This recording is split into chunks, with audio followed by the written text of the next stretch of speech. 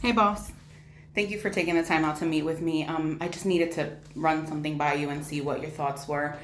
So, um, I know it's really none of your concern, and I understand if you can't do anything about it, but my rent went up significantly, and I was forced to get a second job, and that job is on weekends, but I also need to work Mondays there.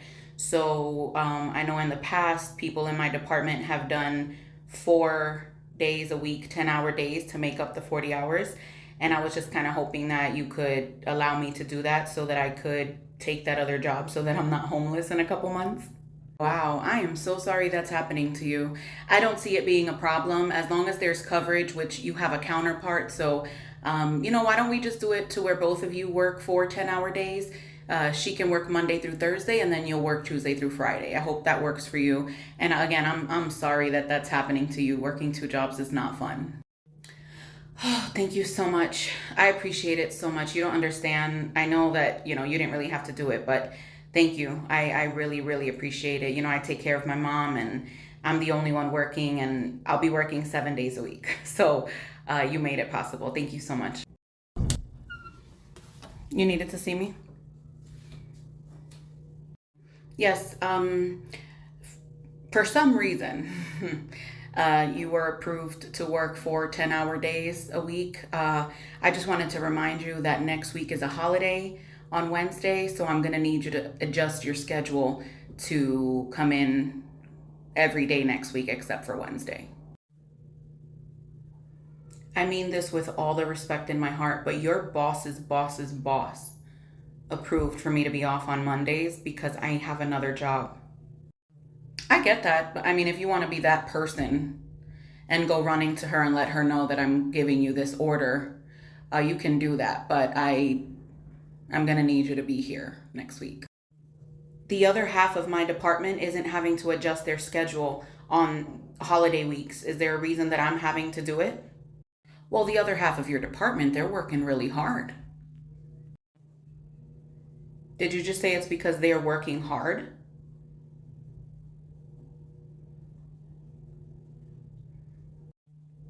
Don't take it personal. I need you to adjust your schedule next week.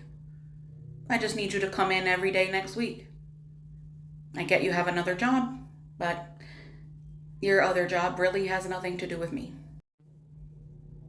I won't be here on Monday. I'll submit a PTO request.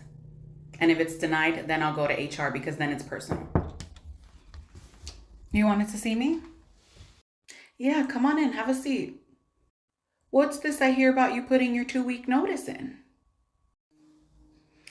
Yeah, it's time. I had to submit my 2 weeks. I'm gonna finish up some projects that I'm working on, and then it's time to move on. What, if you don't mind me asking, what's your reasoning for leaving? Just growth opportunities and all that. There's really nowhere for me to go here.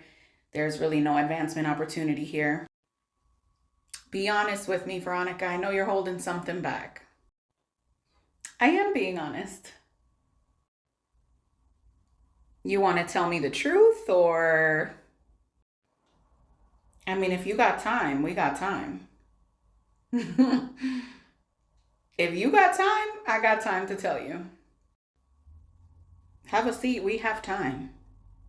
Well, I mean, basically, everything that happened after my cousin passed away. I was treated horribly. They really made my life hell. They were not willing to work with me and assist me. I know that they're not required to, but they want to instill this culture of family and work family, and we have each other's back when it's needed. But when it's actually needed, that work family was nowhere to be found. And then, they want to ask me for a favor, and I said no, and I got called into 4 meetings, and I got, basically they tried to guilt trip me into feeling bad about it. They tried to make me feel like a horrible employee. They tried to gaslight me into believing that I did something wrong. Like, there was just a lot going on, and I couldn't take it anymore. Even after you approved me to have my day off on Mondays, they also tried to get me to come in on Mondays during certain weeks, and it's a lot.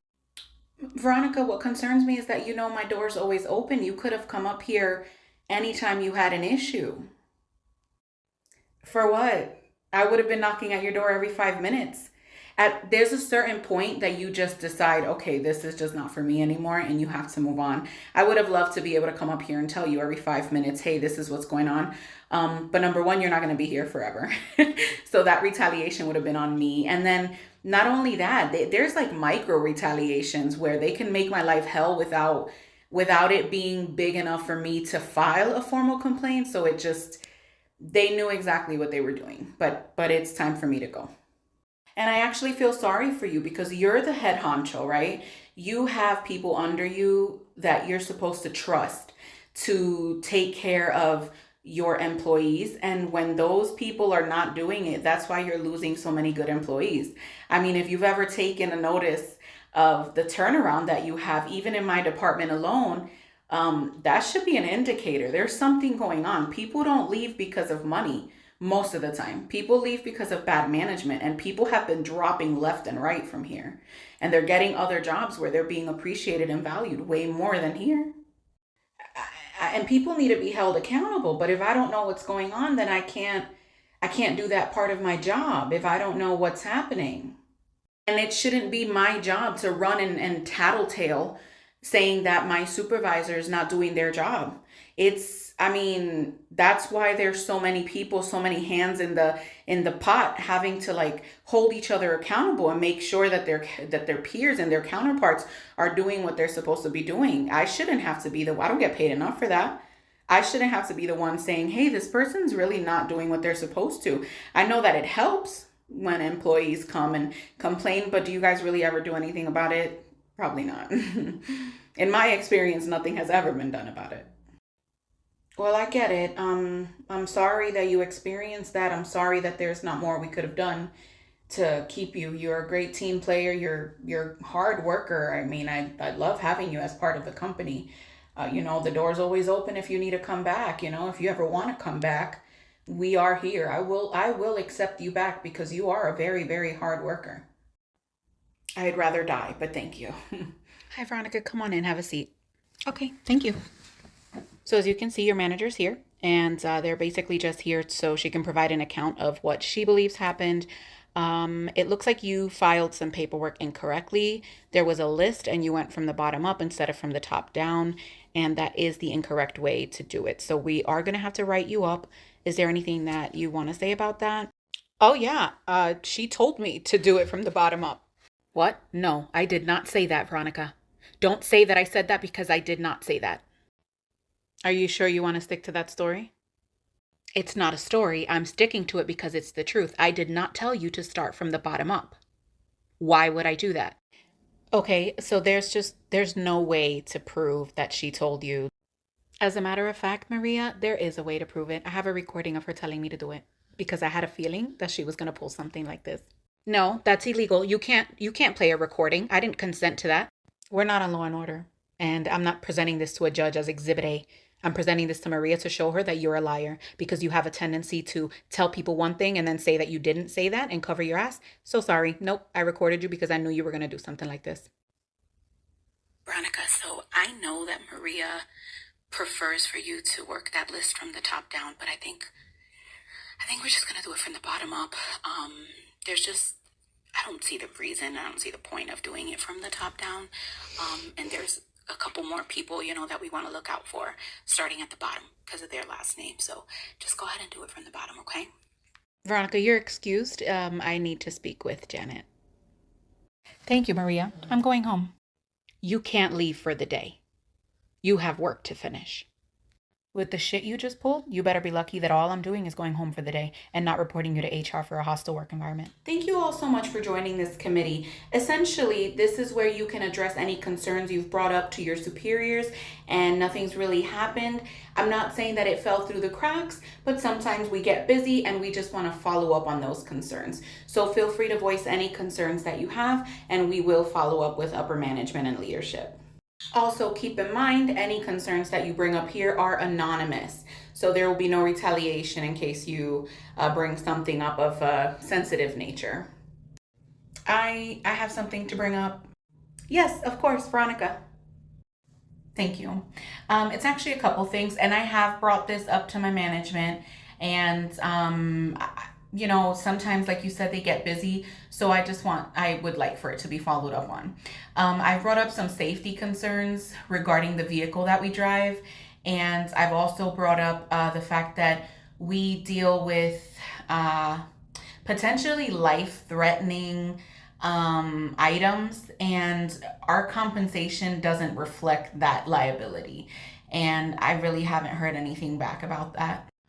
Also, we would like an escort. My department is all women, and I'm not saying we can't defend ourselves, but we really don't have the opportunity or the ability to defend ourselves. So it'd be great if we could have an escort when we have to drive off site. That is something that I have also brought up, and we really haven't heard anything back. These are all great concerns, Veronika. We'll get back to you. Just give us a couple days and let us figure out what's going on, and then we'll get back to you with an update. You needed to see me?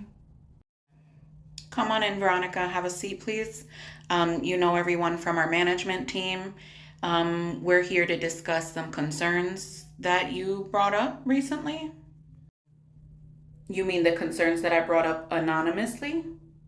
Well, some people in that meeting were a little worried that you were, I guess, trying to make us look bad. Regardless, I've brought these concerns to you multiple times. It's not like that was the first time I ever said anything. I think the biggest issue is that you've never brought any of these concerns to our attention. I haven't? I thought you might say that. February 12th of last year. Hey, the car has a flat again. I'm getting really afraid to drive this car on the highway every week. It really needs to be replaced. Your response was, I have a headache. Today is not a good day to discuss. No. March 8th. Hey, did you ever get any information on the compensation review? Because this really isn't working out. The amount of liability we come into contact every day is actually a little concerning. And your response was, I have not. We'll have to review those messages. For essentially we'd have to validate them.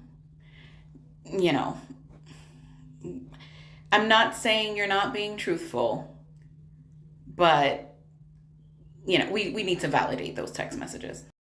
I mean, I get that for liability purposes, you can admit to knowing that we are driving an unsafe vehicle, and just for general shitty management purposes, you can admit to the fact that I've been asking for a compensation review for months and you've been ignoring me. So I get why you're pretending in front of all these people.